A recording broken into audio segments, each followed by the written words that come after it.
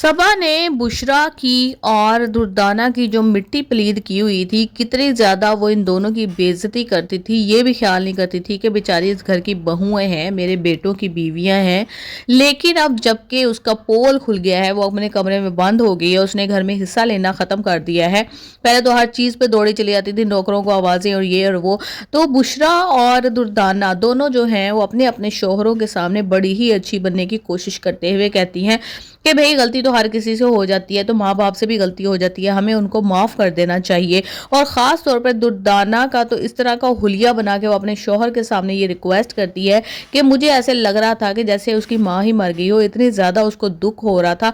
या ये शो कर रही हैं दोनों, क्योंकि इनको पता है कि सारी पावर ऑफ अटॉर्नी जो है वो तो इनकी अम्मा यानी कि अम्मा सास सबा के पास है। तो चाहे उसको कुछ भी कहा जाए, चाहे वो कमरे में बंद रहे, लेकिन सारी ताकत तो है तो उसी के पास। जाहिर सी बात है उसको तो मनाना ही पड़ेगा, क्योंकि शोहर बेचारे तो पपेट्स हैं जो कि सिर्फ बिजनेस संभालते हैं। और दूसरी साइड पे दिलबर की अम्मी जो हैं, फाइनली दिलबर और दिलबर की अम्मी का प्लॉट वाला सिलसिला ख़त्म हो गया है। यानी कि बच्चों की अम्मा ने कह दिया है कि आपकी शर्त मान ली जाएगी और बच्चों की शादी होगी। अब जी शादी के हंगामे शुरू हो जाएंगे और बहुत ही ज़्यादा इसमें इंजॉय करने वाले सीन हैं। दूसरी तरफ जो शम्मो है उसकी इस दौरान में काफ़ी ज़्यादा कुटाई पिटाई होगी, लेकिन वो बर्दाश्त करेगी कि चलो बच्चों खास तौर पे इस घर से दफा तो हो रही है।